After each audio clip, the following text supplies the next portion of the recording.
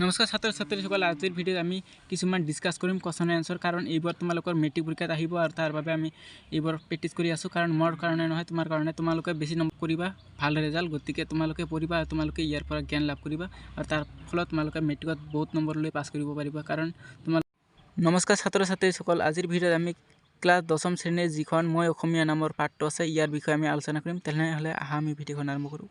ইয়াত কবি হৈছে সৈয়দ আব্দুল মালিক। গতিকে প্ৰথমে আমি জানিব লাগিব যে এই কবিতাবোৰ নিজে ৰিডিং কৰি ল'ব লাগিব আৰু তাৰ বিষয়ে তোমালোকে নিজে জ্ঞান লাভ কৰিব লাগিব।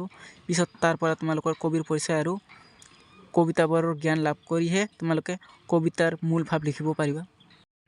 এতিয়া আহিল কবিৰ পৰিচয় কাৰণ সৈয়দ আব্দুল মালিকৰ প্ৰথমে আমি জানিব লাগিব জন্ম কেতিয়া হৈছিল কাৰণ আমি লাল কলমেৰে কিছুমান ৰুল মাৰি দিছো ইয়াত আৰু তাৰ পিছত আহিব যে গল্প সম্ৰাট বুলি কাক কোৱা হৈছিল। গতিকে আমি জানিব লাগিব যে সৈয়দ আব্দুল মালিকক গল্প সম্ৰাট বুলি কোৱা হৈছে।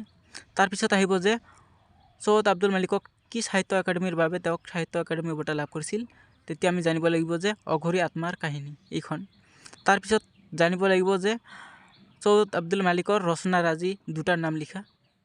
তোমালোকে ইয়াত হাইলাইট মাৰি দিয়া আছে আৰু ৰুল মাৰি দিয়া আছে যে পৰশমণি আৰু ৰঙা গৰা আৰু তাৰ পিছত তেওঁৰ মৃত্যু কেতিয়া হৈছিল অৰ্থাৎ দেহাৱসান কেতিয়া ঘটিছিল এইবোৰ জানিব লাগিব। আৰু ইয়াৰ বাহিৰে তোমালোকে কবিৰ পৰিচয়বোৰ ভালভাৱে পঢ়ি ল'বা আৰু কবিতাৰ মূল ভাৱবোৰ তোমালোকে পঢ়ি ল'বা কাৰণ তোমালোকৰ বহুত দৰকাৰ হৈ যাব মেট্ৰিকত এইবোৰ আহি যাব কাৰণ কবিতাবোৰ তোমালোকে জানিবই লাগিব আৰু ইয়াৰ মূল কথাবোৰ। আৰু এতিয়া শব্দৰ অৰ্থ কিছুমান আহিছে কাৰণ ইয়াত আমি হাইলাইট মাৰি দিছোঁ যে কাৰেং ঘৰ ইয়াৰ বিষয়ে চমুটকা নিজে তোমালোকে পঢ়ি ল'বা আৰু চমুটকা আহি যাব কাৰণ কাৰেংঘৰৰ বিষয় আহিব আৰু ৰংঘৰৰ বিষয় আহিব কাৰণ এইখন পাঠৰ ভিতৰত দুটা চমুটকা আহিব কাৰেংঘৰ আৰু ৰংঘৰ। গতিকে তোমালোকে নিজে পঢ়ি ল'বা। ইয়াত পেজ নাম্বাৰ হৈছে 19 কাৰণ 19ত দিয়া আছে আৰু 18ত দিয়া আছে এই দুটা পঢ়ি ল'বা।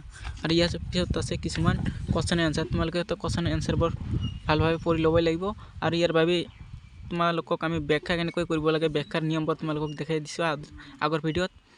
আৰু ইয়াৰ বাহিৰে আমি কিছুমান মূল ভাৱ পঢ়িব লাগিব কাৰণ কবি সৈয়দ আব্দুল মালিকৰ পৰিচয় কাৰণ চমু পৰিচয়টো তেওঁৰ জানিবই লাগিব আৰু ব্যাখ্যা এটা থাকিব আৰু ইয়াত বহুত কেইটা ব্যাখ্যা দিয়া আছে তাৰ ভিতৰত তোমালোকে এটাহে ভালকৈ পঢ়ি ল'বা আৰু ইয়াৰ পৰা আহিব।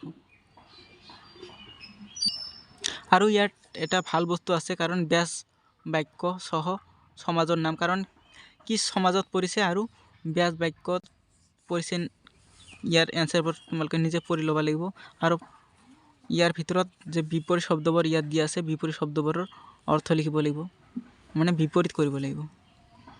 আৰু ইয়াত এই দুটা বেছি দৰকাৰী সেইভাবে আমি হাইলাইট মাৰি দিছোঁ এই দুটা তোমালোকে ভালকৈ পঢ়ি ল'বা। আৰু ইয়াৰ ভিতৰত ব্যাখ্যা পঢ়িব যে জীৱনে মৰণে মই চিৰদিন অসমীয়া দেহ প্ৰাণ মন এইখন ব্যাখ্যা তোমালোকে ভালকৈ পঢ়ি ল'বা। গতিকে আমি ইয়াত কি কোৱেশ্চন মেইন ইম্পৰ্টেণ্ট সেইবোৰ আমি আলোচনা কৰি আছোঁ আৰু মই অসমীয়া পাঠৰ কি কবিতাৰ সাৰাংশ এইখন হৈছে 11 নম্বৰ কোৱেশ্চন দিয়া আছে এইবোৰ পঢ়ি ল'বা কাৰণ ইয়াৰ ভিতৰত এইবোৰে হৈছে বেছি দৰকাৰী ইম্পৰ্টেণ্ট কোৱেশ্চন।